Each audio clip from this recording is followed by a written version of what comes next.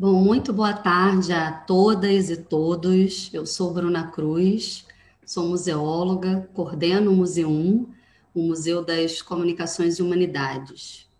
Hoje nós estamos começando o nosso segundo encontro da série Diálogos no Museu 1. É uma realização do Programa Educativo e Futuro em parceria com a Coeficiente Artístico Soluções em Arte. Essa série a gente aborda temas importantes sobre os museus e seus desafios. E no encontro de hoje, especialmente, a gente vai falar sobre preservação em meios digitais, acervos online e curadorias educativas. Bom, através dos nossos convidados, nós vamos debater sobre a importância das coleções dos museus e sua preservação, bem como as questões do que dizem respeito à dinamização, pesquisa, compartilhamento de conteúdos via plataformas digitais. Falaremos sobre curadorias digitais e como ativar soluções educativas a partir dos acervos online. Bom, eu gostaria de começar a apresentação aqui do dia, avisando que a gente conta com recursos de acessibilidade em todos os diálogos, com a tradução do conteúdo para Libras. Então, eu já gostaria aqui de agradecer, dar uma boa tarde especial para os nossos tradutores que estarão com a gente aqui nesse encontro hoje à tarde. Agradecer também aos nossos convidados, eu fico muito feliz de estar aqui com o André, com a Ingrid e com a Marcela. O André, ele é do Laboratório de Inteligência de Redes da UNB, Universidade de Brasília. A Ingrid é coordenadora de museologia na Superintendência de Museus da Secretaria de Estado de Cultura e Economia Criativa, SESC Rio de Janeiro. E a Marcela é coordenadora técnica do Museu do Café, instituição da Secretaria de Cultura e Economia Criativa do Estado de São Paulo. Bom, então, com os nossos convidados, a gente pode ter aí a dimensão da potência que vai ser esse nosso bate-papo de hoje. Eu também gostaria aqui de convidar as pessoas que estão no chat. A gente está bem no início do encontro e agora é uma boa hora para vocês que estão aí de casa ou do trabalho se apresentarem pelo chat mesmo, né, com o nome, a cidade que vocês estão. A gente vai usar o chat para ouvir vocês, a Rafaela está nesse apoio. E, enfim, apresentem-se e também façam as suas perguntas ao longo do nosso bate-papo. Antes de iniciar a apresentação, eu gostaria de avisar que nós vamos gravar todo o encontro, que depois esse encontro ficará disponível no canal do Oi Futuro e também no canal da Coeficiente Artístico. E como forma de ampliar ainda mais essa nossa comunicação a quem está à distância, nessa conversa, eu gostaria de fazer uma breve descrição minha. Eu sou mulher, tenho cabelos brancos, uso brincos, estou com uma roupa, uma blusa azul marinho, estou falando do Oi Futuro e aqui atrás de mim eu tenho um pôster de uma exposição que aconteceu aqui no nosso Centro Cultural. Eu também gostaria de pedir a cada um dos nossos convidados para que façam o mesmo, façam uma breve descrição quando forem iniciar a fala de vocês daqui a pouquinho. Tá combinado? Bom, então, vamos iniciar o papo hoje. Eu gostaria muito de começar essa conversa com a Ingrid que vem liderando a área de coordenação museológica na Secretaria de Estado. Então, ela vai trazer para a gente uma visão de política pública para essa temática.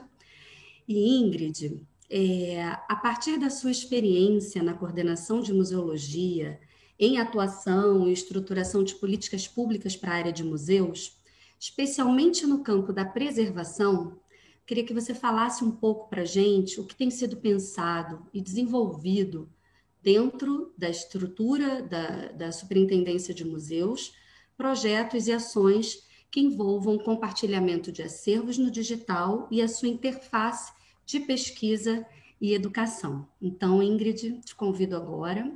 Você tem 15 minutos para fazer a sua fala e depois a gente dá sequência aqui ao bate-papo. Pode ser?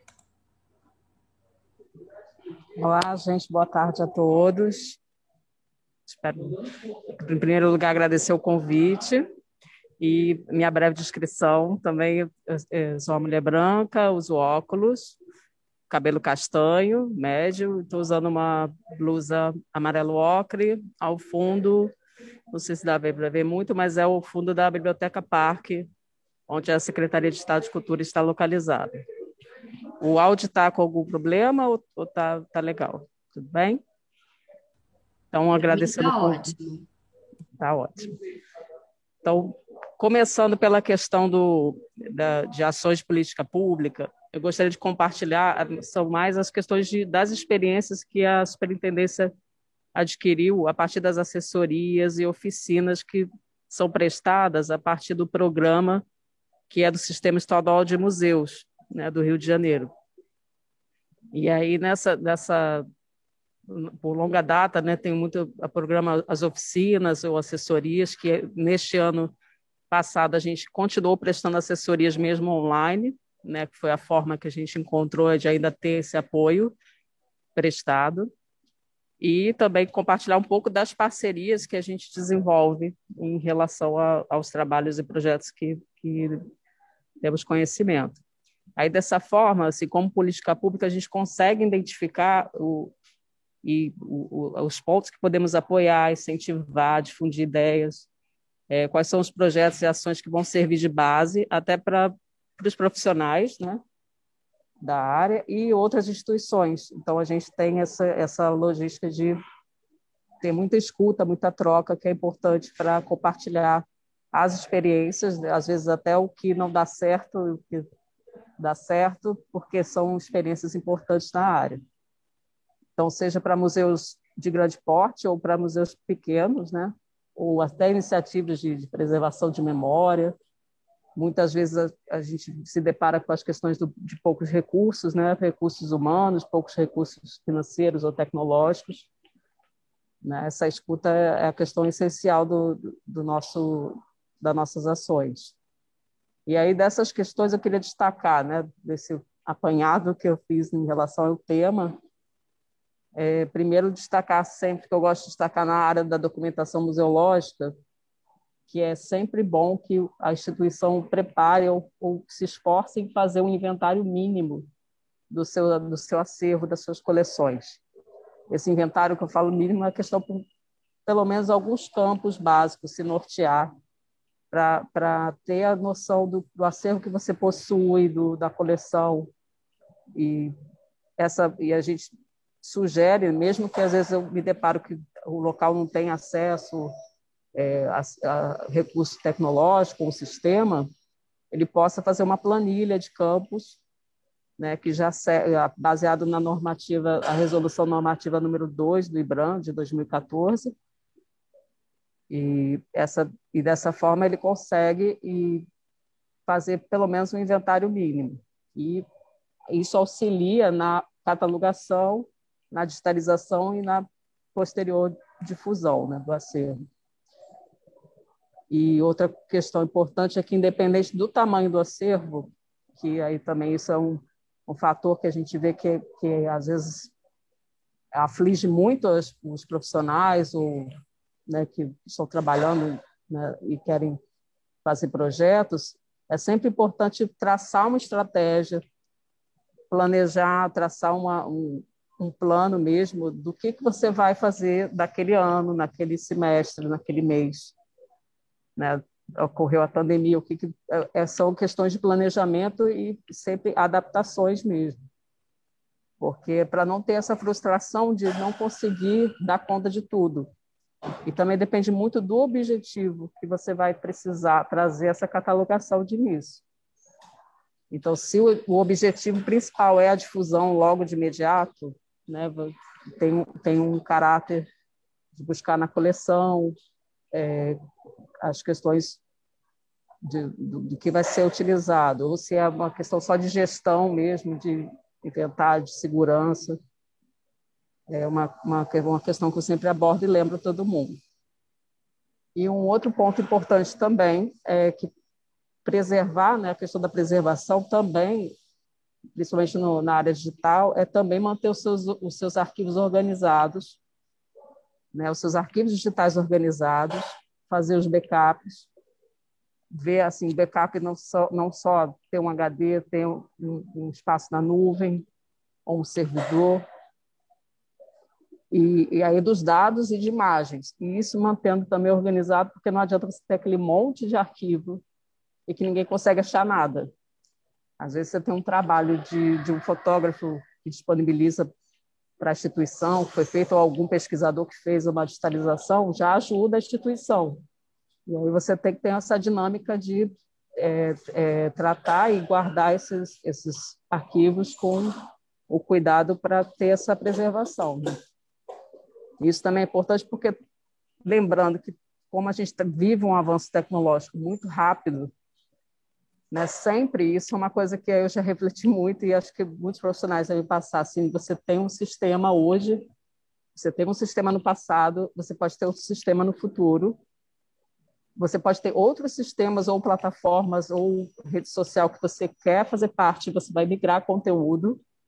Então, o importante é ter essa noção do seu conteúdo e guardar em arquivos que sejam, que possam ser migrados, né? Que também não sofram com aquela prisão de estar sempre preso a um software, né? Que sejam arquivos no formato aberto. É só um apanhado, pode ficar dúvidas, mas depois a gente esclarece. E aí, pensando na questão da interface, né, da pesquisa, da educação, aquela questão que eu falei, se o importante é buscar agora para difusão, você tem que buscar na sua coleção quais são os objetos que são considerados mais importantes, ou mais visitados, ou mais pesquisados. As curiosidades também é importante, as pessoas gostam de ver, e é legal ter trabalhos assim com o público.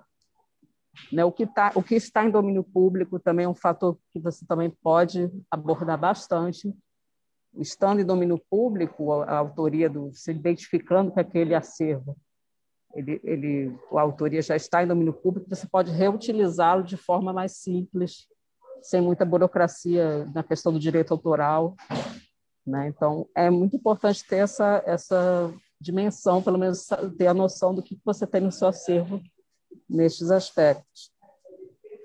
E aí eu sempre também considero, porque a gente sabe que as equipes são pequenas, as equipes não dão conta de fazer pesquisa o tempo todo, né? E bate aquela coisa de confirmar, de saber. Então, as parcerias são importantes nesse sentido.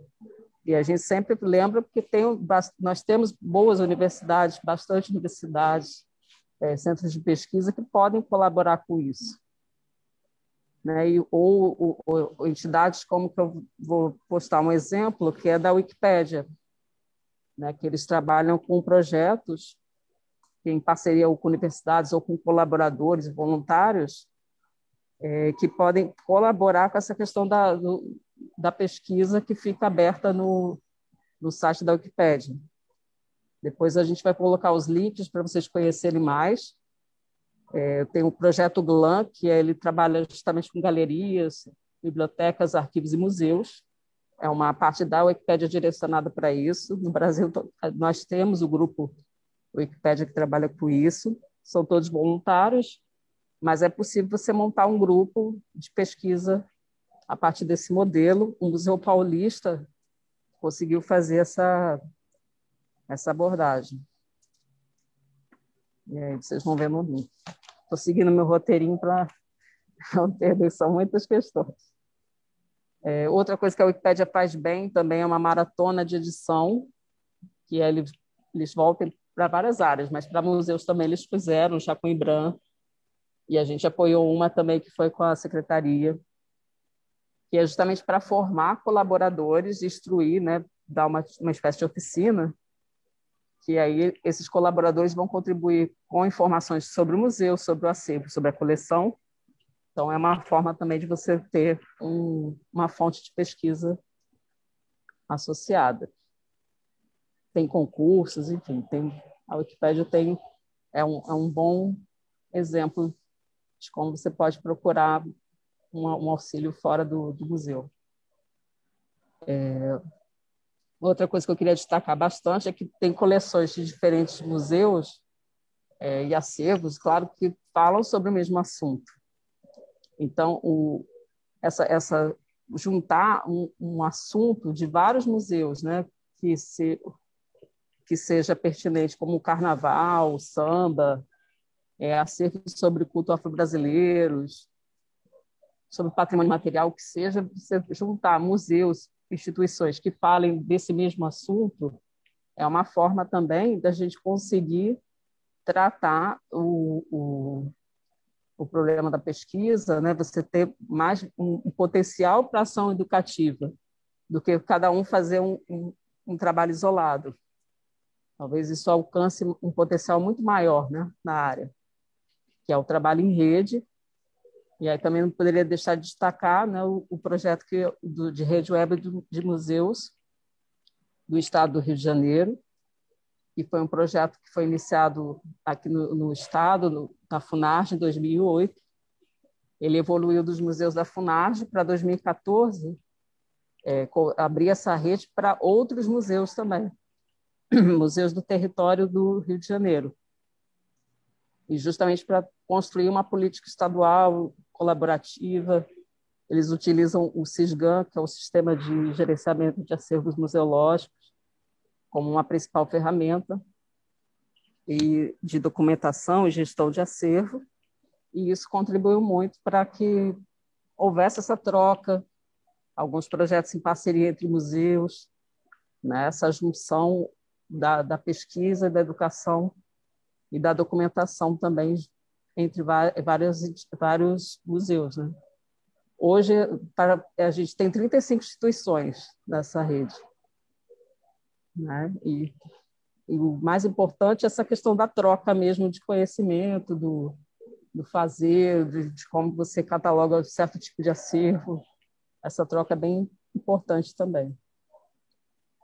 E aí outro projeto que eu gostaria de destacar, que ainda está acontecendo, né, que é pela Unirio, no NUGEP, que é o Núcleo Multidimensional de Gestão de Patrimônio e Documentação em Museus.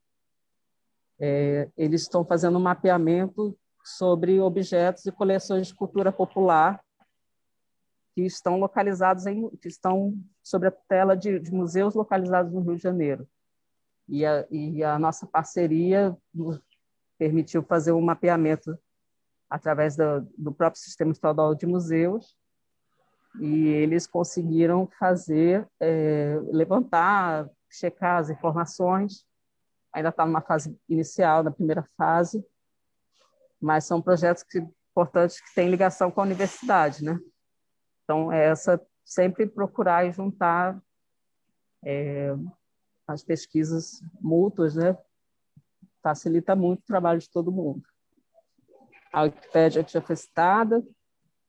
Nós temos no nível internacional também do Google, o Google Arte e Futuro, que eles disponibilizam, né, as instituições de cultura ou de artistas do mundo todo. Né? Nós tivemos um trabalho em 2017, era um projeto internacional sobre a história da moda, e foi chamado Museu Carmen Miranda e o Museu da Moda Brasileira, para contribuir. E aí foi justamente esse trabalho que você tinha que ter para participar, né?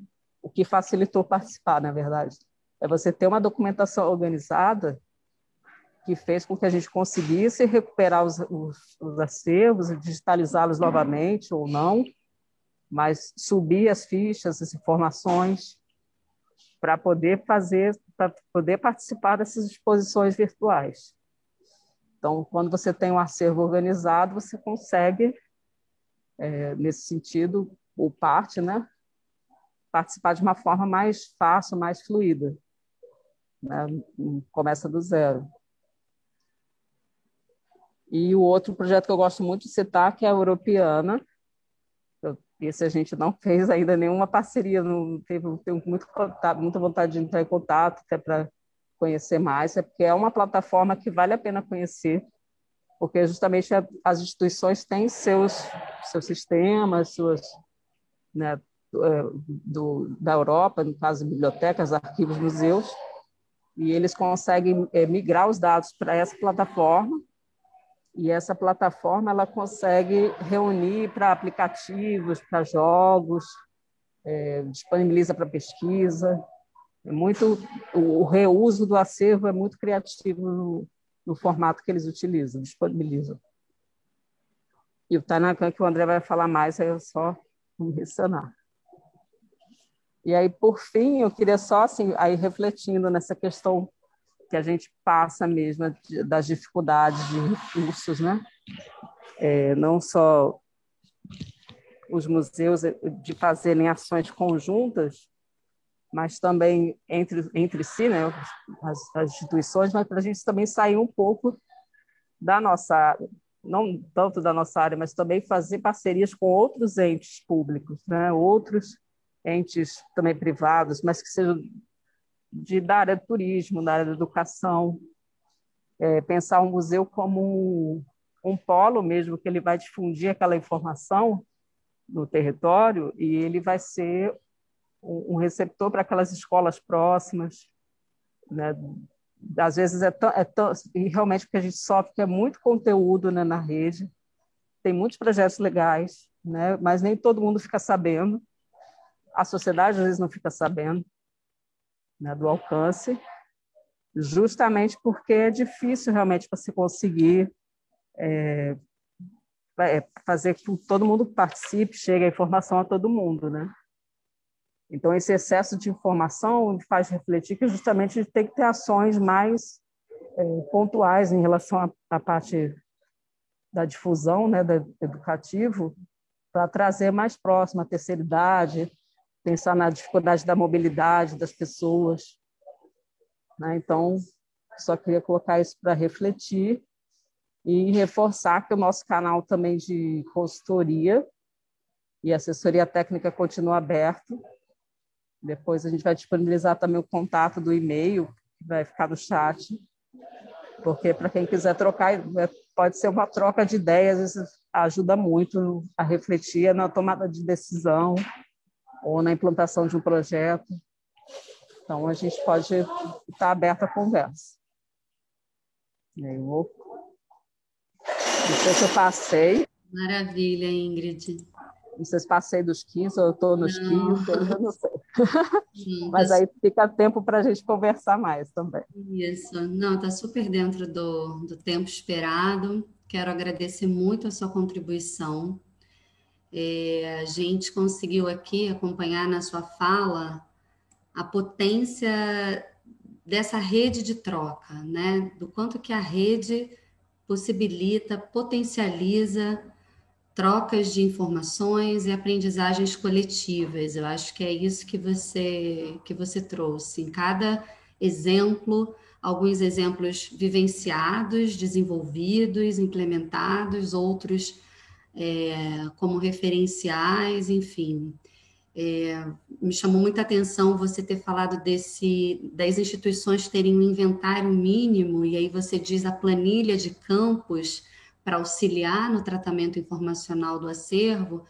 É muito importante a gente ouvir isso de você, porque às vezes as instituições realmente travam e acham que é impossível, mas quando você tangibiliza, né, dizendo inventário mínimo, uma planilha com campos que auxiliem nesse tratamento, isso já vai também trazendo uma maior consciência da possibilidade da gente trabalhar com a documentação museológica.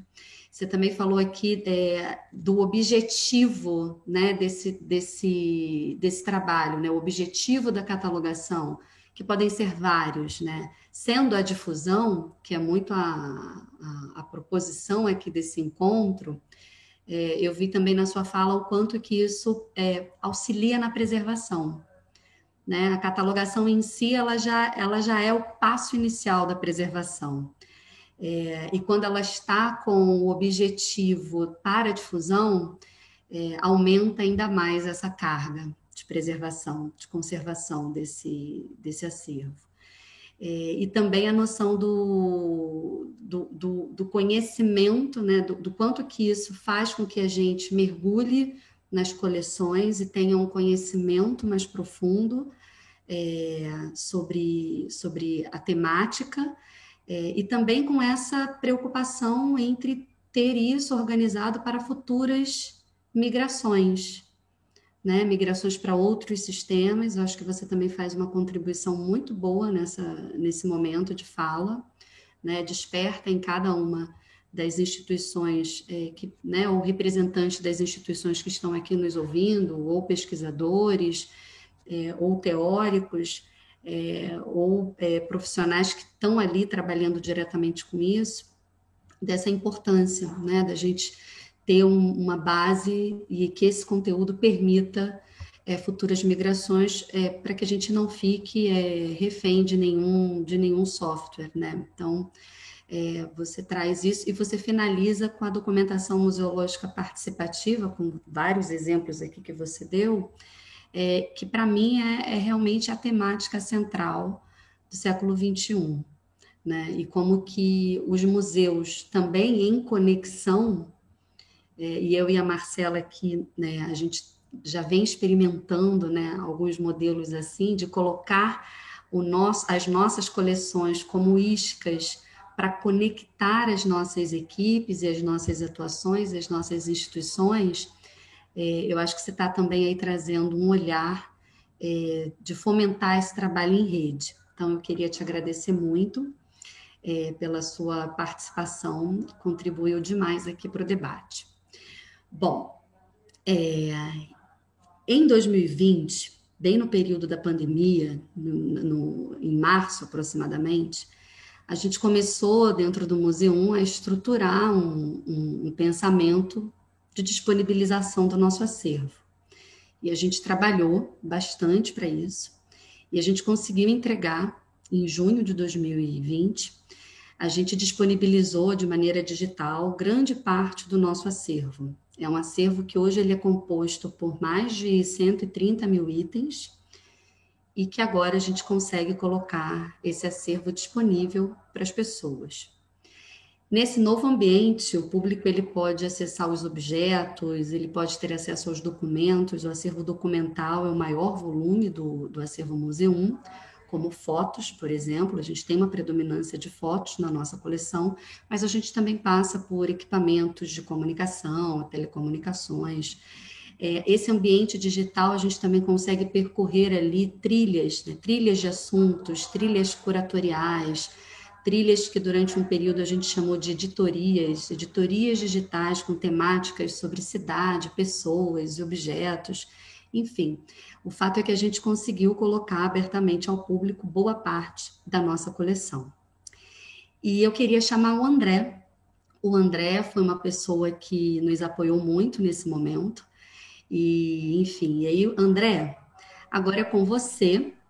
E antes de te passar a palavra, eu trago aqui uma reflexão, né? Passando a refletir e pensar sobre essas novas formas de mediar, da gente se relacionar entre a fisicalidade do objeto e a interação e a integração disso em ambientes digitais, e especialmente a partir da sua experiência na criação e gestão de atividades online, priorizando sempre o tratamento do dado com a lógica da difusão de acervos.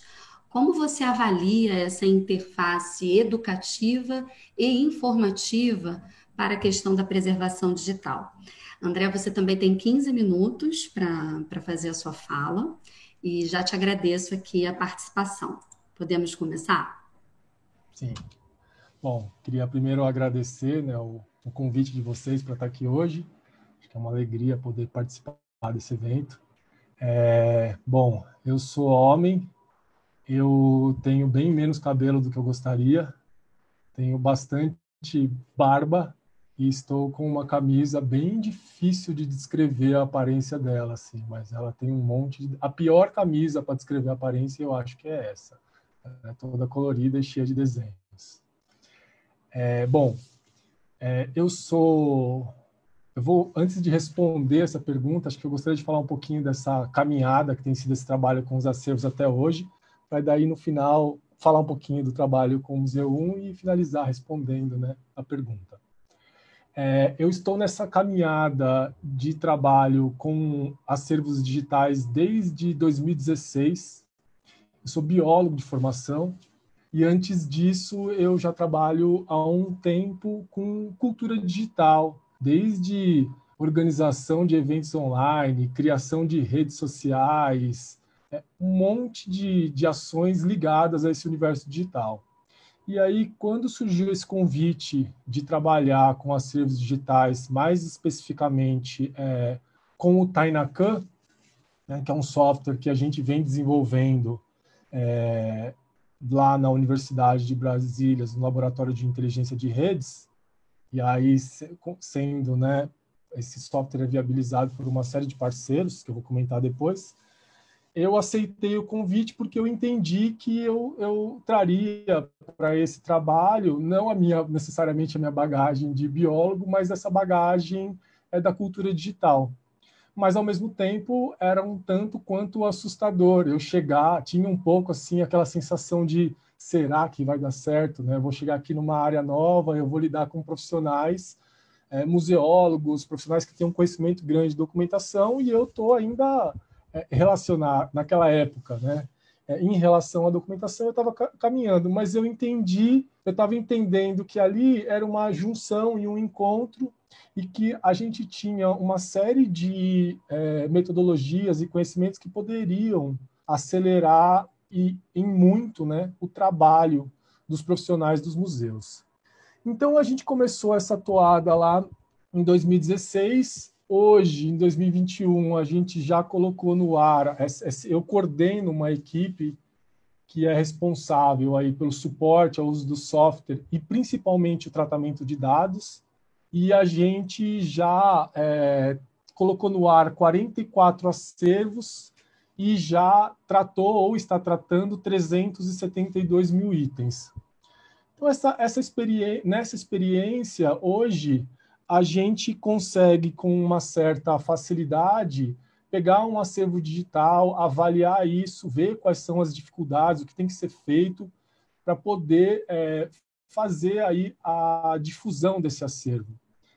E também a gente trouxe uma lógica para esse trabalho que ela acaba invertendo a lógica da área. O que isso significa?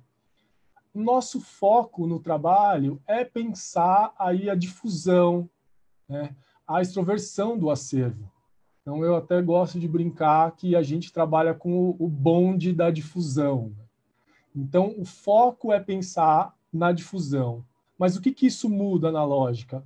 Porque a área geralmente vai pensar na documentação e vai começar lá a fazer a documentação do item 1 e terminar, no caso, por exemplo, do Z1, no item 130 mil. Porque isso é um trabalho que tem que ser feito.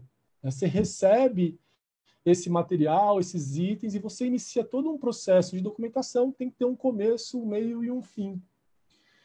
E nesse trabalho que a gente vem fazendo, né, a gente por exemplo, um dos nossos principais parceiros é o Instituto Brasileiro de Museus, e a gente já fez o lançamento de 16 museus e está trabalhando com mais, acho que 26 museus, e a ideia é conseguir trabalhar pelo menos, se não com os 30, quase lá, porque alguns museus já têm sistemas e não necessariamente eles precisam migrar para o Tainacan.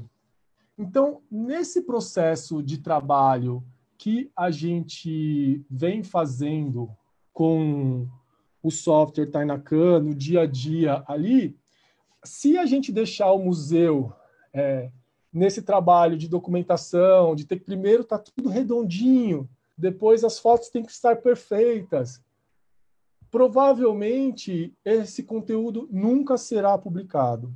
Então, a gente sempre tem o cuidado de começar a partir de onde o profissional está. Ah, você tem aí só um levantamento do item? Passa para mim. Né? E a gente percebe que, às vezes, tem até uma certa vergonha do profissional de mostrar a documentação como ela está. Às vezes, ele quer arrumar antes. E aí tem um trabalho de convencimento. Não, a gente vai te ajudar a arrumar isso. A gente conhece recursos computacionais que eu tenho quase certeza, porque em todos os casos aconteceu isso, que eu vou economizar horas e horas de trabalho seu, trabalhando, fazendo normalização de termos e fazendo ajustes.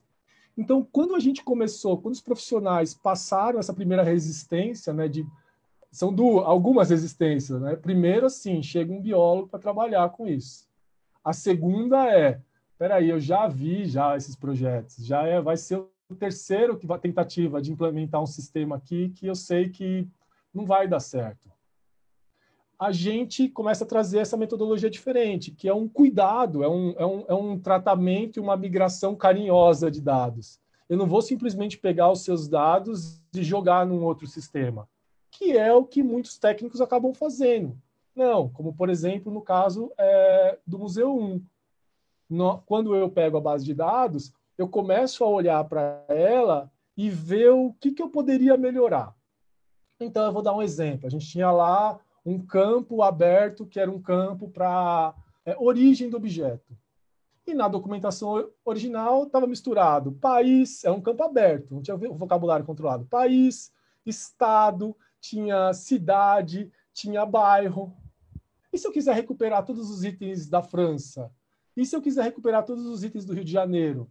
Eu consigo jogar o termo lá, mas se tiver alguma variação da escrita, eu estou jogando uma busca num campo aberto. Então, a gente fez todo um trabalho de separação. Hoje, se você entrar lá, você tem condições de separar todos os itens por país, por unidade federativa, até que chegou um ponto que eu falei aqui, chegou um ponto, depois de cidade, vocês querem? Aí eu lembro a Bruna falando, sim, eu quero bairro, porque eu tenho um conjunto de fotografias históricas do Rio de Janeiro, então eu quero conseguir recuperar isso por bairro. Então, a gente fez isso, por exemplo, com o campo data, a gente trabalhou com o campo de autoria recuperando informação. Então, é um trabalho que funciona da seguinte maneira. Abre-se, ao migrar os dados, abre-se uma janela de oportunidade que aí o que eu faço? Eu consulto a equipe do museu mostrando o que eu vi e vou vendo também se brilha o olho do profissional. Porque ele tem que estar disponível para topar fazer algumas coisas. Algumas coisas eu consigo fazer sozinho, outras eu vou depender da orientação e do tempo de trabalho dele. Se eu vejo que brilhou o olho, ele está a fim de entrar nesse buraco do coelho comigo, aí a gente começa. E aí a gente vai, trata um campo, trata outro, tudo isso visando uma melhor recuperação da informação, né? E visando depois que o usuário ele possa, no site, explorar esses recursos. Por exemplo, eu fiz um mesmo trabalho com o Museu do Índio. Aí eu, como biólogo, pegou, porque eu abro a base e eu vejo um campo matéria-prima. E lá tem um monte de termos referentes a animais, referentes a plantas, e tudo também aberto, cada um escreveu de um jeito. Eu passei, acho que só nesse campo, pelo menos uns 2 meses trabalhando nele, ajustando. Hoje você entra na base de dados, se você quiser recuperar tudo por um material específico, você consegue. Se você quiser trazer um profissional, um biólogo, um zoólogo, um ornitólogo, um botânico, para qualificar aquele material de outro jeito, estudá-lo de outra maneira, você consegue. Então, essa jornada é feita muito em parceria com os profissionais das instituições.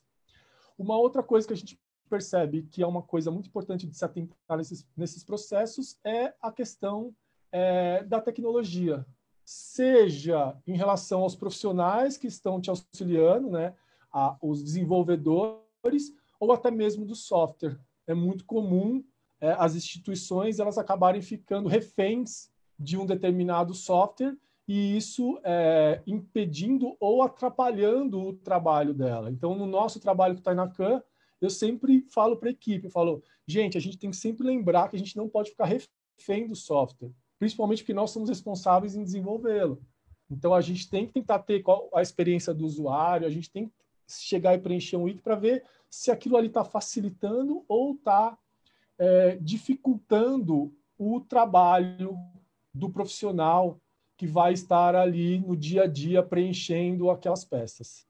Então, a gente vem fazendo esse trabalho com diferentes instituições, né? A gente trabalhando, esse trabalho que eu fiz com o Museu 1 foi um trabalho particular meu, mas aí, como laboratório, a gente vem trabalhando com o Instituto Brasileiro de Museus, a gente está iniciando agora um projeto lá no Forte de Copacabana com o Exército Brasileiro, a gente está trabalhando com o IFAM, num projeto muito legal de cultura imaterial, a gente está trabalhando com a Funarte, que tem um acervo surreal de gigante e bonito. e tentando colocar a mesma metodologia de trabalho, que ela passa por um ponto fundamental, que é a valorização do profissional, né? Para mim, assim, poder... Eu tenho a sensação, por exemplo, o Museu do Índio, acho que isso foi muito emblemático para mim, de pensar que eu estou trabalhando com um acervo que tem itens desde 1947, com dezenas de profissionais que caminharam aí pelo território brasileiro, Amazônia, enfrentando chuva e sol, e a sensação que eu tenho é que, momentaneamente, eu peguei esse bastão na mão para cuidar de todo esse volume absurdo de informações e peças e tentar melhorar isso na medida do possível, né? Para depois disponibilizar isso para o público. Então, eu acho que é um trabalho que ele tem sido assim extremamente interessante. Cada dia um acervo diferente. Um dia você está mexendo com arte sacra, outro dia você está mexendo com coleção de selos, moedas, né, equipamentos de telecomunicação, aprendendo coisas novas, né, diariamente.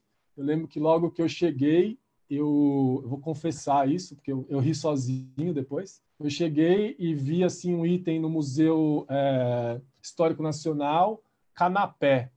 Eu pensei, meu Deus, como é que eles guardam um canapé até hoje? Deve estar mofado. E aí a gente vai aprendendo no dia a dia o que é um canapé, né, para vocês.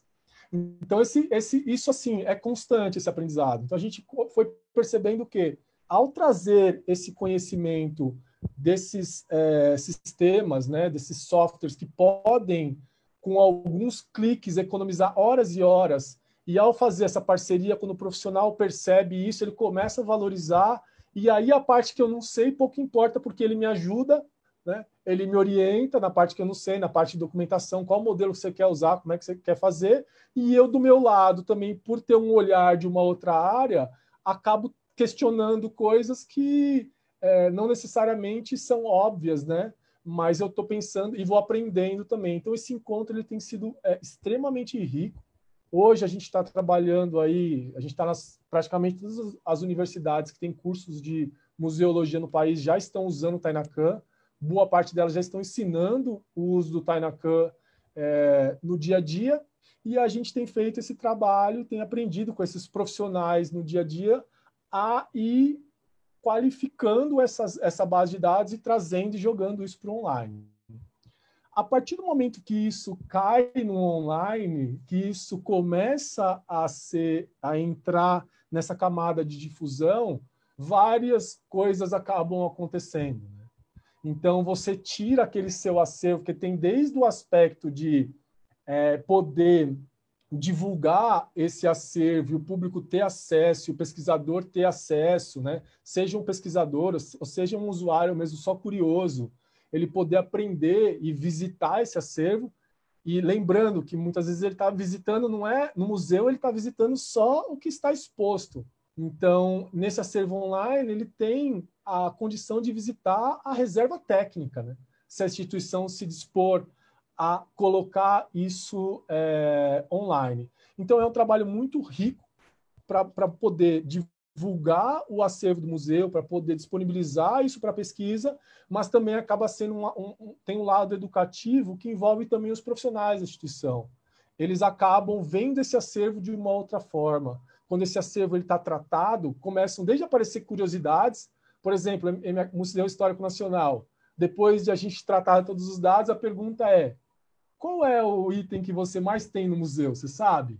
Eles não sabiam porque isso nunca estava consolidado. Qual era o item? Caixa de fósforo. Teve uma... Aí eu lembro um dia falando assim, mas quem que é o maior doador das pessoas? Quem que é essa pessoa? É o cara que doou as 700 caixas de fósforo. Então tem desde curiosidades a possibilidades de você olhar o acervo de uma outra forma. Você organiza isso por data, você tem condições de ver como aconteceram essas doações.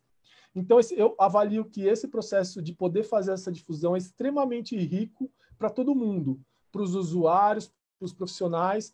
Ao disponibilizar online, você acaba também jogando luz para o acervo.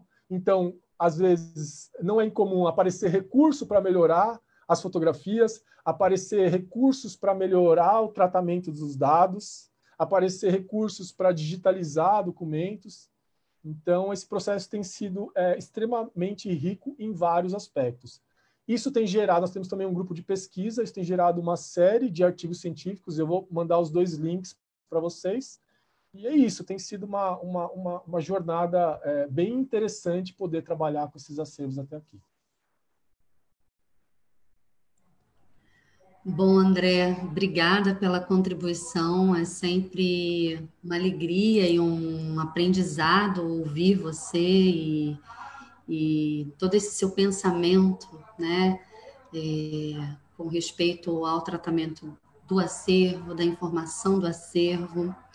Fico muito feliz de tê-lo aqui hoje, né? Você traz uma situação que eu gosto muito, com a qual eu encontrei aqui no Museu, que é a aceleração desse trabalho, né? Você abre a sua fala falando da aceleração do trabalho dos profissionais de museus no que diz respeito ao tratamento da informação para a difusão. De fato, essa era a nossa urgência. E essa necessidade de inverter a lógica, né? Você usou uma expressão que eu gostei, que eu anotei aqui, que é a extroversão do acervo, o bonde da difusão. De fato, a gente está aqui, né? A gente abre e fecha todos os dias o museu. No caso do Museu 1, a missão clara do Museu 1 certamente vai estar no bonde da difusão. Claro que cada instituição tem a sua missão distinta. Você traz esse pensamento da documentação com o propósito de conectar efetivamente, direta ou indiretamente, com a vida das pessoas. E aí você tem aquele pensamento que volta e meia a gente troca, né? Que da necessidade de mais entregas, de mais produtos, de mais vivências, de mais compartilhamentos entre erros e acertos do que o processo, né? Do que a gente se engavetar dentro dos processos. E a forma como você apresenta os recursos computacionais tratados carinhosamente, né? Você citou isso aqui na sua fala, é muito porque isso é mediado por pessoas, né? Os recursos computacionais mediados por pessoas envolve, né? Envolve toda a equipe técnica, envolveu, no nosso caso, a equipe técnica do museu, e para mim essa é uma das premissas quando a gente trabalha com grandes volumes, né? Que também é uma questão aqui que você trouxe, né, dessa realidade dos museus que têm coleções em grandes volumes, ainda mais quando a gente parte para os acervos digitais. Aumenta exponencialmente a carga, tanto de armazenamento quanto de tratamento também dessa informação. Então, esse sentido, né, que você montou aqui para a gente, desse operacional que auxilia e abre a janela de oportunidade para o maior conhecimento da coleção por todos, e aí todos no sentido usuários internos e externos, né? Não fazendo mais essa distinção entre o interno e o externo, mas convivendo junto, né, esses interesses sobre a informação do objeto museológico, que é muito plural. Eu entendo que assim a gente vai contribuindo com o compromisso de preservar e comunicar a nossa coleção, o legado, as coleções dos museus. Então, eu te agradeço, obrigada pela sua participação. E agora a gente vai escutar a nossa convidada Marcela. A Marcela, eu tenho tido uma experiência com ela exatamente de conexão entre acervos, o acervo do Museu do Café com o acervo do Museu 1. Recentemente a gente fez uma live que foi maravilhosa. E, Marcela, você tem tido uma experiência prática em diversas atividades de ativação de públicos e de disseminação dos acervos nesse período de pandemia. Tenho aqui acompanhado diversos exemplos realizados por museus em todo o Brasil, com múltiplos formatos, tour virtual, nós mesmos lançamos aqui o tour virtual da Reserva Técnica e do Museu 1, publicações online, vídeos pílulas, bastidores dos museus, oficinas online, enfim, formatos diversos. Bom, e a partir dessas reflexões e de alguns exemplos de práticas que vimos aí desenvolvendo nesse período, a gente percebeu que o digital permitiu um alcance de público maior que a capacidade presencial nos permitia até então. E essas experiências demonstram para nós a importância na produção e, sobretudo, na curadoria desses conteúdos, de forma qualitativa e mais acessível. E aí eu queria ouvir um pouco de você, Marcelo, eu queria que você comentasse a partir do que você vem desenvolvendo no Museu do Café. Então, você também tem 15 minutos, eu passo a palavra. Seja muito bem-vinda. Obrigada pelo convite, sempre uma delícia estar aqui conversando com você, com todo esse pessoal. Boa tarde a todos e todas. Como a Bruna disse, eu me chamo Marcela Rezec, estou coordenadora do Museu do Café aqui. Quem não conhece, a gente fica em Santos, uma cidade do estado de São Paulo. Eu sou formada em arquitetura, né? A gente tem várias formações aqui na conversa, isso foi interessante também. E é legal fazer essa troca, especializada em restauração de patrimônio, trabalho na área cultural mais ou menos desde 2000, e 12 anos em museu, né, em vários setores assim, dentro do museu. Eu sou uma mulher branca, tenho cabelos escuros, estou com os cabelos presos, uso brinco, uma camisa branca, e ao fundo, como eu estou no Museu do Café, nós temos um adesivo de pé de café, e aqui as nomenclaturas que vocês podem ver são alguns nomes de tipos de café. Bom, Bruna, respondendo um pouco essa sua provocação, eu vou fazer um explanado geral do que aconteceu um pouco com a gente nesse último ano. No Museu do Café, a gente é uma equipe muito enxuta, e a gente adotou um sistema de trabalho em rede compartilhado, isso até um pouco converso com o que a Ingrid trouxe, né? Mas a gente faz isso internamente também com parceiros, que eu vou falar mais para frente. Então, cada setor dá suporte ao outro para a realização das atividades. E para facilitar essa interlocução entre setores, essas conversas, a gente criou, a partir da produção da política de acervo, que começou em 2017, uma comissão técnica, que tem representantes de todos os setores, e a partir de reuniões semanais a gente formata uma curadoria compartilhada das ações. Porque assim a gente trabalha a transversalidade entre as diversas expertises e foca em ações coordenadas, que tenham um mínimo de lógica, né, de troca entre si, e que ampliem o campo de atuação também da instituição. Com o advento da pandemia e o fechamento do museu, apesar desse momento ser bem adverso, acho que para todas as instituições, a gente percebeu que surgiu uma oportunidade de potencializar a atuação do museu nos ambientes virtuais, coisa que a gente já fazia, né? Já tinha esse trabalho nos ambientes virtuais, mas, de repente, colocar coisas que a gente ainda não tinha conversado, trazer outras experiências, né?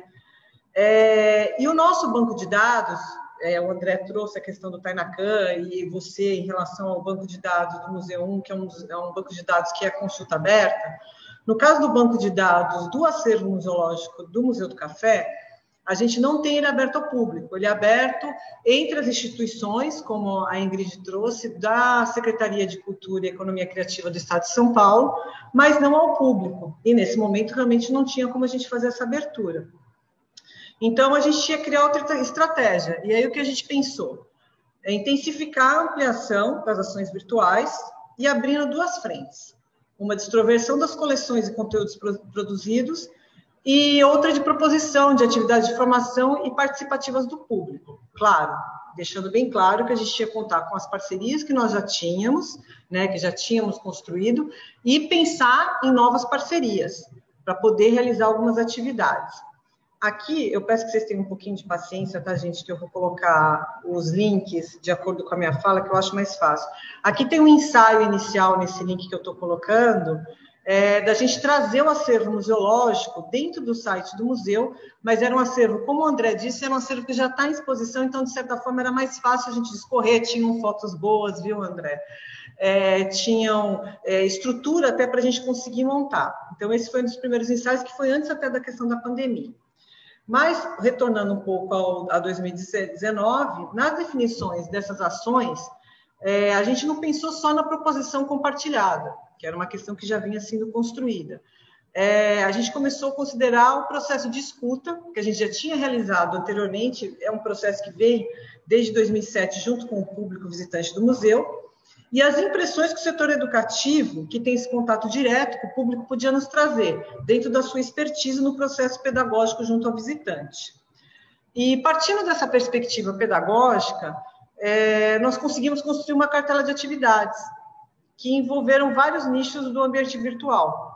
E aí a gente teve que fazer mais ou menos uma divisão de como a gente ia atuar em cada um desses nichos. Claro, tentando dentro da possibilidade da equipe, construindo isso junto com a comunicação institucional. Aí a gente definiu algumas formas de agir. Então, para as redes sociais, nós optamos pelo modelo de séries.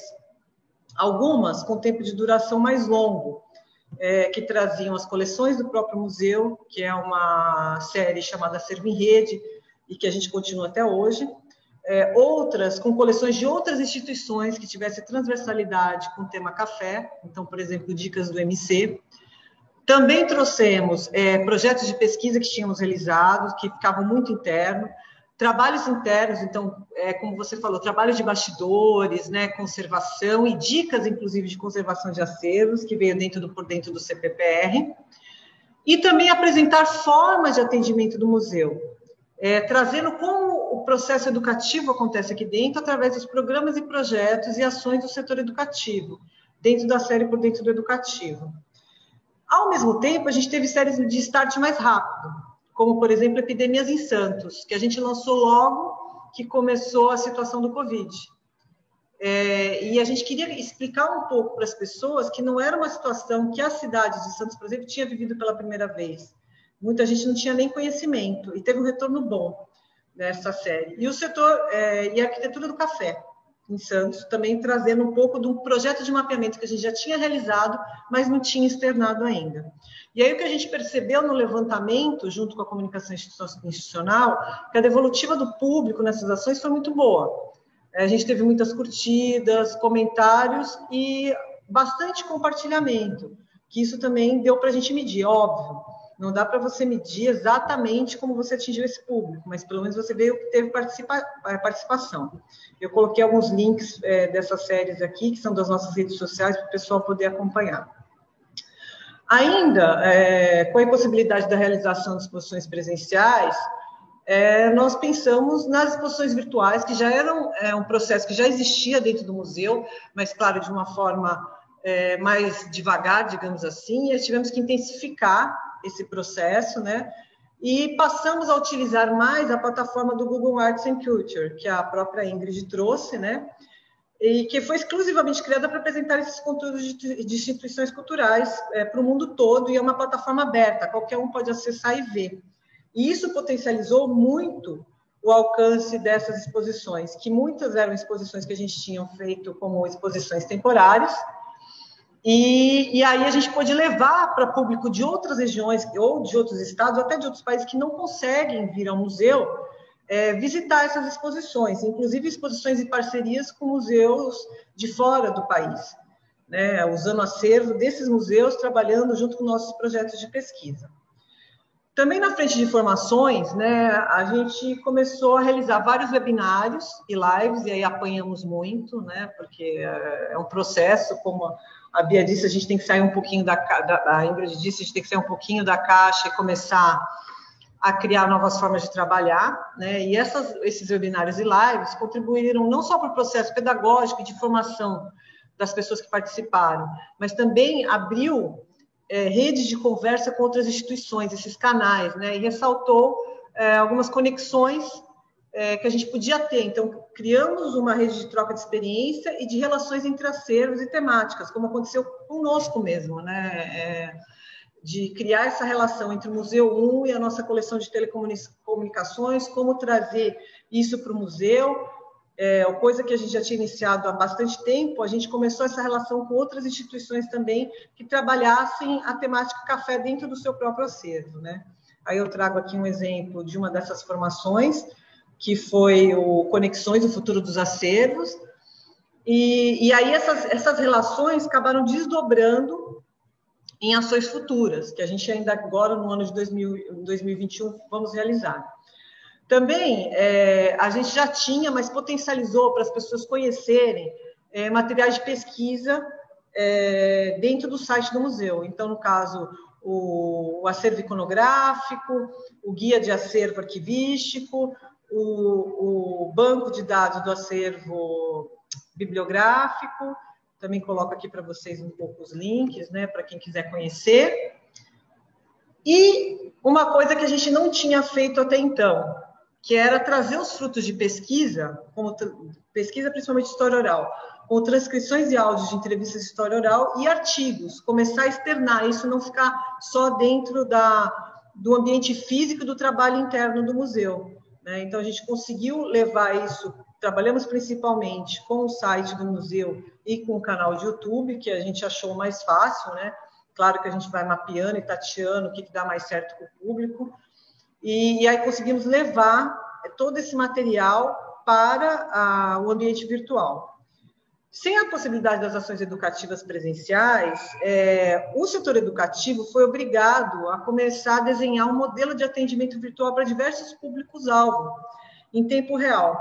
E aí eu trago duas experiências, uma que a gente teve com a Fundação Casa, em que a gente criou uma mediação online, disponibilizou um kit de trabalho e fez atividades junto com os assistidos da Fundação Casa, e assim, o resultado foi super interessante, a gente conseguiu atingir mais assistidos da Fundação do que no presencial. A gente conseguiu ampliar esse atendimento. E outro que é muito interessante, que foi uma ação feita via WhatsApp, por mensagem, que o setor educativo provocava uma conversa com grupos de terceira idade, de parceiros nossos, trazendo questões de memória, fazendo ligações com o patrimônio, e aí a conversa foi se ampliando e eles traziam, inclusive, um acervo próprio, fotos, coisas que eles queriam trazer para discutir e apresentar naquele grupo. Então, foi uma experiência legal, que foi naquele momento realmente que estava todo mundo fechado, os idosos não conseguiam sair, e acho que também foi até uma válvula de escape também para eles e os educadores participando desse processo em conjunto. Para além dessas ações, a gente começou a disponibilizar material educativo, não que não fosse uma coisa que já fazíamos normalmente, fisicamente, mas aí de forma virtual. Eu também coloco o link aqui para quem quiser conhecer os materiais educativos do Museu do Café.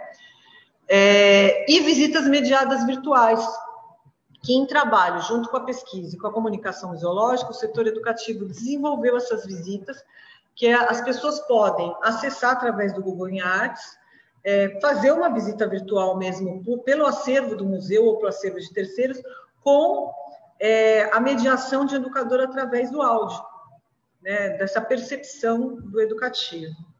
E também o próprio educativo realizou várias lives, inclusive abertura de exposição, que a gente não pôde abrir fisicamente, mas que fizeram a live, foram muito atuantes, muito participativos e nos auxiliaram muito nesse processo, né? Tanto o setor educativo como o setor de comunicação museológica.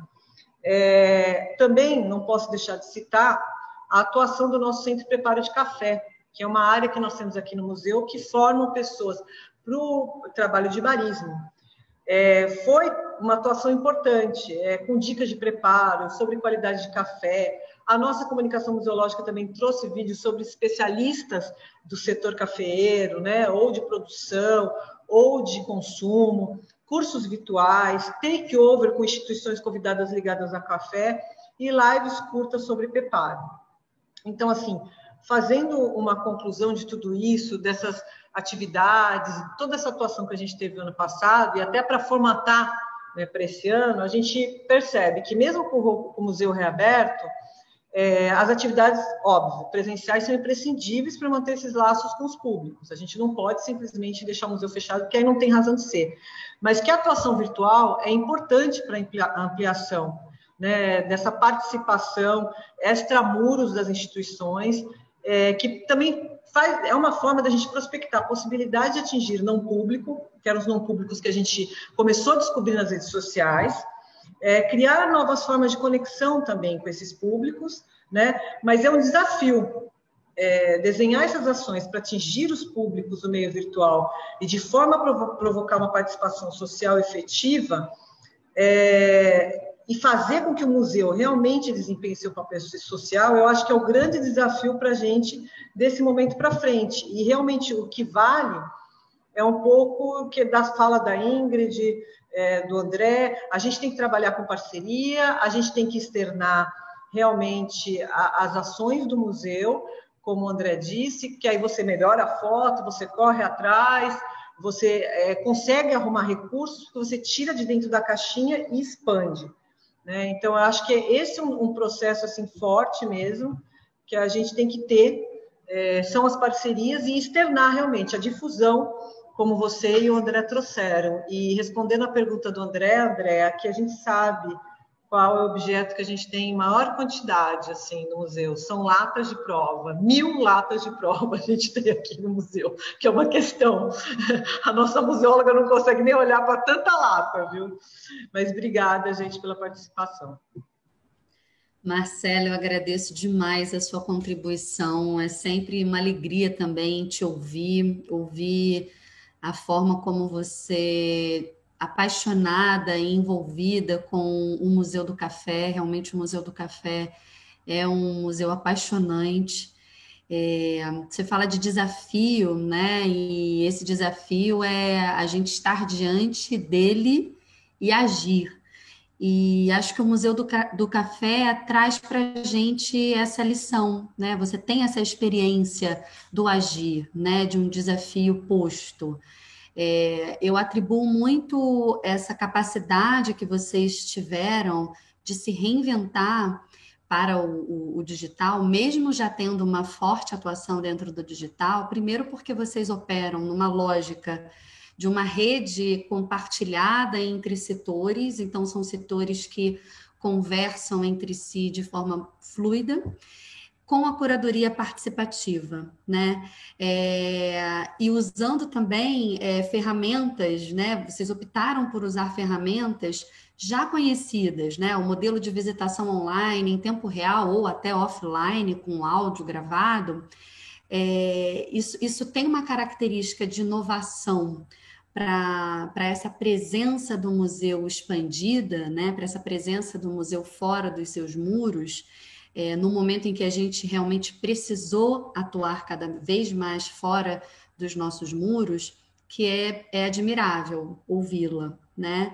E também acredito que essa estratégia de inovação, com essa ação direta e propositiva com o público, passa porque você tem uma ação educativa, um corpo educativo dentro da sua política de atuação e comunicação do Museu do Café. Então, acho que isso também dá mais corpo para essa ação tão inovadora que o Museu do Café está nos proporcionando nesse momento de desafio. Então, é sempre uma alegria te ouvir.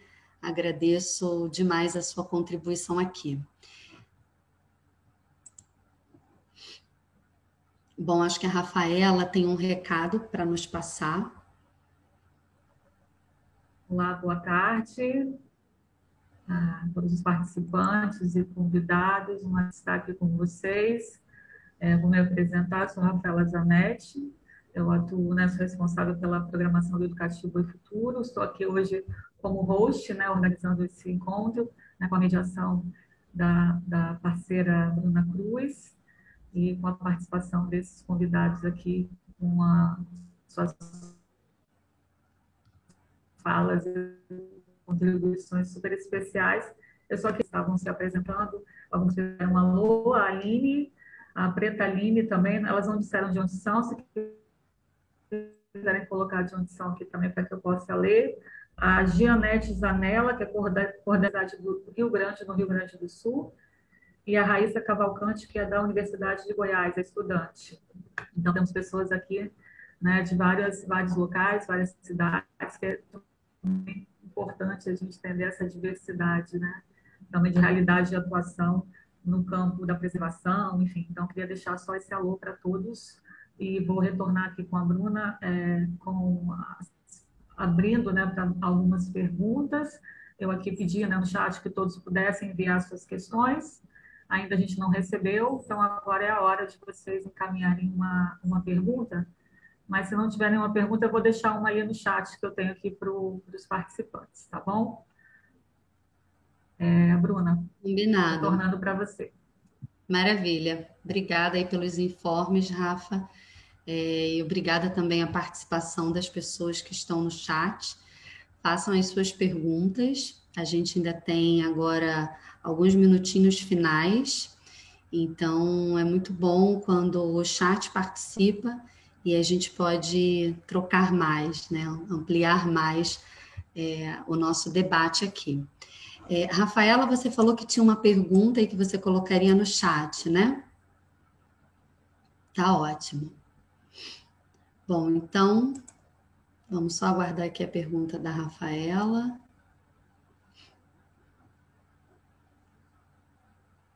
Também, se alguém fizer pergunta no chat, provavelmente depois a gente vai responder, e aí vamos responder via chat, porque o conteúdo vai estar gravado e disponibilizado no YouTube.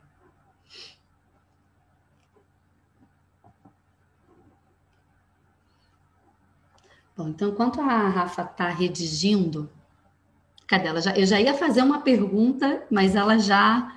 Então, vou guardar a minha ansiedade, vou guardar a minha pergunta, vou ler aqui a pergunta da Rafaela.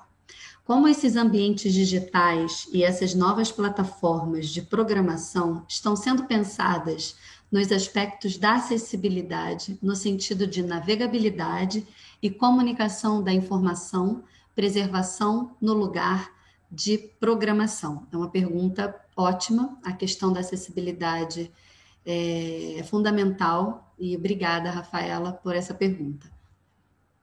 Eu vou deixar livre para quem quiser responder. Olha, é uma pergunta ótima, Rafaela. Eu vou te dizer que é uma discussão que a gente tem dentro do Museu do Café. O setor educativo, mais uma vez, é o setor que traz essas questões muito fortemente para todos nós, né? A questão de acessibilidade, desde o começo, quando a gente começou com as atividades virtuais aqui, o educativo pedia, né? Não, a gente precisa de Libras, mas é uma live no Instagram, a gente não consegue colocar Libras, mas como você consegue colocar audiodescrição e a legenda, né? Então, assim, foi uma briga, mas foi legal, porque foi o momento da gente falar, então, vamos parar, vamos pensar, e a gente precisa começar a pensar na acessibilidade. Porque até então a gente fazia, mesmo presencial, a gente não pensava nisso, né? Eu acho que foi aquele momento de você parar e pensar e começar o processo. Não é uma coisa que a gente faça de uma hora para outra, a gente também tem que entender as plataformas que a gente trabalha, as limitações de cada plataforma, é Zoom, Instagram, é Facebook, YouTube, né? Então a gente está nesse aprendizado. Inclusive, semana que vem, dia 2, a gente tem, pelo Museu do Café, uma palestra sobre acessibilidade com pessoas que trabalham na acessibilidade física e comunicacional, e a representante do nosso setor educativo, a gestora, né, a Daniela, vai estar também apresentando algumas ações que a gente desenvolve, mas mais para alimentar também essa discussão interna nossa, de como a gente pode tornar essas ações mais acessíveis, né? Navegável, como você consegue fazer isso e atingir o público, né? Não ficar realmente cerceando as pessoas. E outra coisa que a gente sente muito no virtual, é até que possibilidade você pode, até que público você atinge de fato no virtual, né? Quem tem condições de ter um computador ou de ter internet? Então, são questões que a gente sentiu muito fortemente no fechamento do museu, porque a gente trabalha com muito grupo de vulnerabilidade. E como a gente ia conseguir chegar até esses grupos de vulnerabilidade? Os que trabalhavam com instituição, como, por exemplo, a Fundação Casa, ok. A gente conseguiu montar, porque era uma instituição e teve situações. Agora, tiveram grupos que nós perdemos praticamente um ano sem conseguir atendê-los, porque você não tinha esse presencial efetivo que agora, vamos ver se a gente consegue nessa retomada. Mas também era uma discussão de como fazer, tornar essas ações virtuais mais acessíveis em diversas formas, né? Não só a questão de acessibilidade em relação à deficiência, mas tornar acessíveis para todos os campos, todas as pessoas. Então, foi uma discussão interna bem alongada, e acho que assim, vai ser continuada, mas a gente está começando os processos, né, de melhora, de atuação do museu nessas frentes. Maravilha. Queria também fazer, não sei se o André ou se a Ingrid querem fazer algum comentário com relação a essa mesma pergunta. Eu faço mais uma outra pergunta e a gente já vai caminhando aqui para o encerramento. Eu acho que eu fiquei na dúvida quando a gente está falando de acessibilidade, se a gente, do que exatamente estamos falando. Você poderia falar, Rafael? Quem fez a pergunta? Fui eu. Eu trago... a gente pensa a acessibilidade, a gente pensa ela de maneira bastante ampliada, mas eu trouxe aqui mais a questão mesmo da navegabilidade e do acesso a essa informação, né, para todos os públicos. Os recursos de acessibilidade, que são as tecnologias assistivas, estão sendo pensadas nessas plataformas, né? Muitas vezes elas são criadas sem esse pensamento, e depois elas precisam ter esse cuidado de pensar essas tecnologias, esses recursos, para que a informação chegue a todo o público. Maravilha. Do nosso lado, a gente tem pensado essa questão e desenvolvido algumas funcionalidades ali dentro do Tainacan. Eu acho que está muito aquém do que seria realmente o ideal. Nós estamos ainda também lidando com algumas questões mais básicas do software. Então, sim, é uma preocupação, a gente tem feito algumas coisas. E também aí tem um desafio grande que é, por exemplo, quando a gente trabalha com imagem, né? Essas imagens, você tem um lado que é uma camada do software e tem uma camada que é uma camada da documentação. Então, você, por exemplo, conseguir... A gente usa, por exemplo, o WordPress. O WordPress está preparado lá para você ter um campo para você conseguir fazer a descrição daquela imagem por um leitor de tela passar. Só que se você não tiver isso na documentação, o leitor não vai ter nada para ler ali. Então, de fato, é um desafio bem grande que a gente tem ali nas mãos, né? Porque uma parte, como eu falei, uma parte é do software e a outra parte é da documentação. Então, é um tema que nos interessa, que vira e mexe, ele volta, mas que a gente ainda tem um caminho aí longo para dizer, olha, o Tainacan ele está 100% acessível. Tem lacunas ali ainda para serem resolvidas no nosso lado, e aí tem outras que são bem mais difíceis, que é do lado da documentação, né? Ótimo, maravilha. Ingrid, você quer fazer alguma contribuição sobre esse tema? Não, só ia reforçar que o nosso setor de difusão cultural, até ano passado, a gente fez um mini curso sobre acessibilidade, e realmente o primeiro passo, que é uma lição que fica, é a gente despertar isso internamente, e aí tem que ter um esforço mesmo, porque essa reflexão vem muito tardia, às vezes, para muita gente, e aí pensar em todos os projetos, né, que a gente orienta, fala, consulta, a gente lembra, olha, tem acessibilidade, coloca alguns canais, a rede da acessibilidade para trocar, para dar sugestões. Eu acho que é um passo, sim. E acho que é oportuno do Tainacan também realmente procurar esses caminhos. E aí, internamente, todos os profissionais também pensarem nisso. Maravilha. Eu acho uma oportunidade, Rafaela, essa sua pergunta, porque ela abre para a gente uma reflexão de que também quando a gente está falando sobre a acessibilidade dessas plataformas, a gente não está falando em tornar, né, o site, um ambiente digital em que ela está, em contraste ou não, né, na fonte que aumenta ou na fonte que diminui. Eu acho que o que a gente está entendendo aqui nesse grupo é que a própria documentação museológica, né, ela precisa passar por esse olhar também acessível, né? A gente rodou uma pesquisa que boa parte das pessoas tem dificuldade em gerar empatia com os museus, muito por conta de textos herméticos, de informações que não traduzem tão bem a intenção da exposição daquele objeto numa determinada narrativa, né? Quando a gente parte para um acervo online, a gente também parte para uma narrativa, porque a gente publica.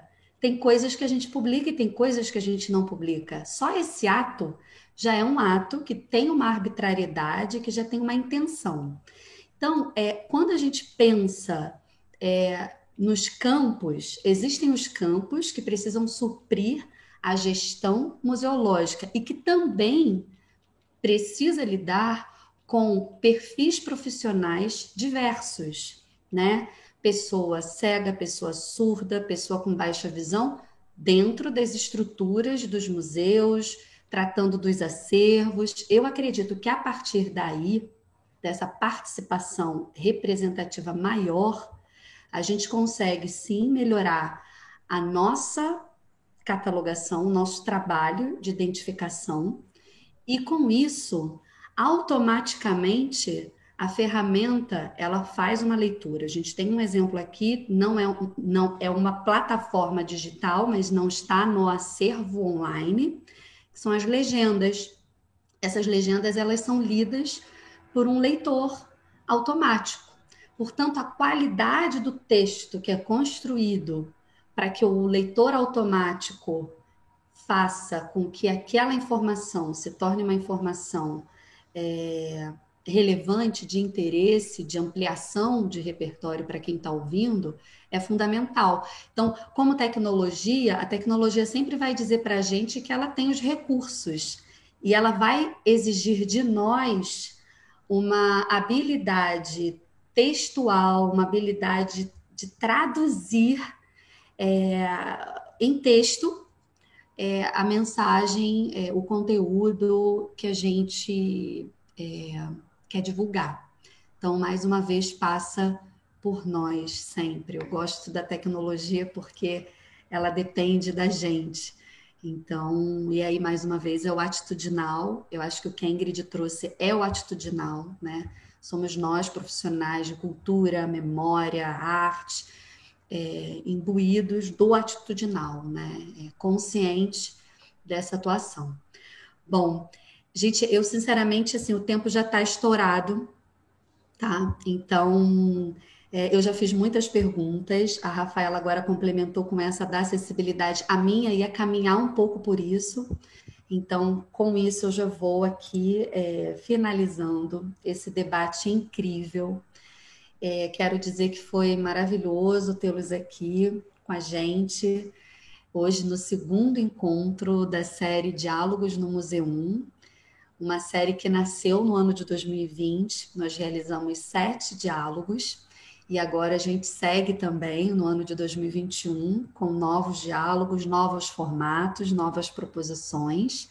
E em março a gente vai ter a nova edição do Diálogos no Museu 1 com a temática Museus, Engajamento e Participação Social.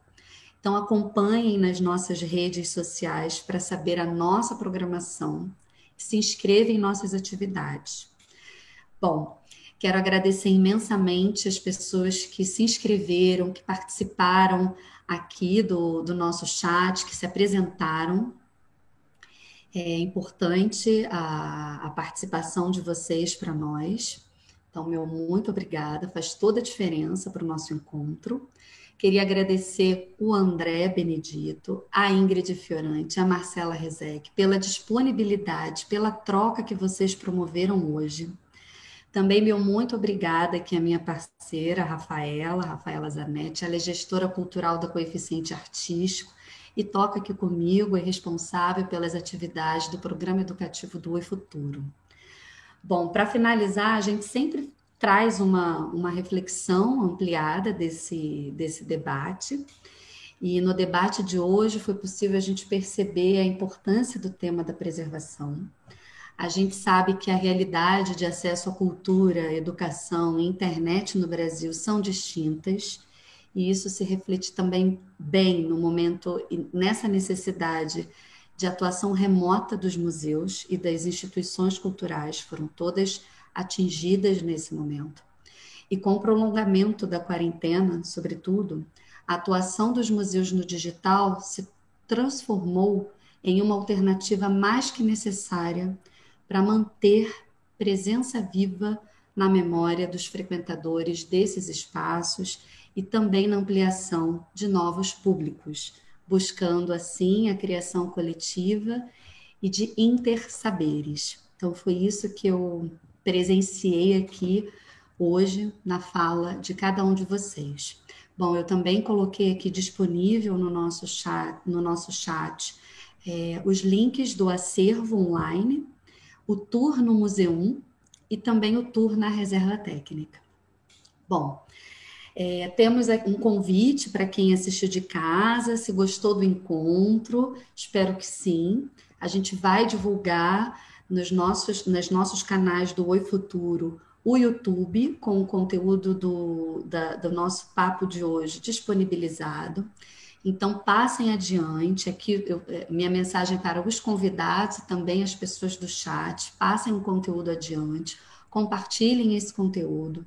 Pode mandar para amigos, para parceiros de trabalho, para aquelas pessoas que vocês identificam que precisam ouvir um pouquinho sobre esse nosso debate. Para nós é muito importante que vocês compartilhem e curtem os nossos vídeos e a nossa programação.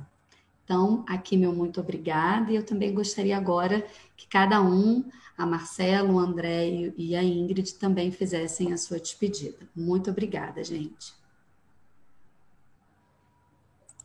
Eu agradeço a todos, a presença de todos. Eu não falei no início, eu sou museóloga de formação e fico muito feliz com a contribuição de N profissionais. Eu acho que a nossa área é isso, é muito rica em somar, enfim, fazer esses encontros é o que cada vez mais eu acredito que realmente facilita a troca, a aprendizagem para todo mundo, né? É enriquecedor, foi muito bom.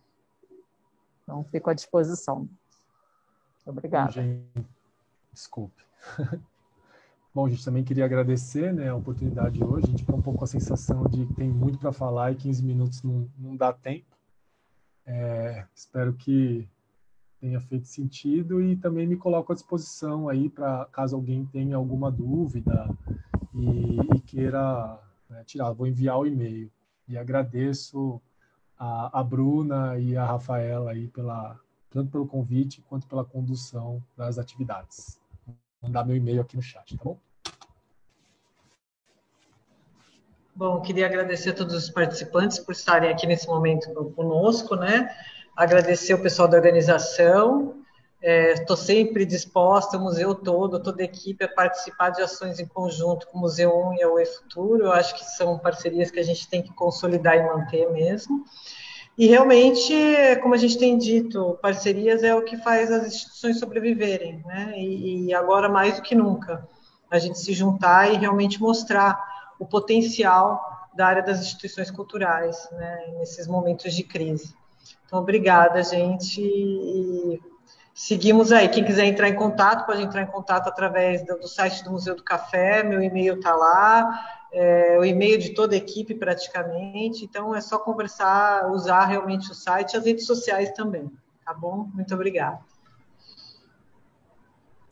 Bom, então com isso eu finalizo aqui mais uma edição do Diálogos no Museu 1. Obrigada a todas e todos. Nos vemos em março, no próximo Diálogos no Museu 1. Obrigada. Valeu.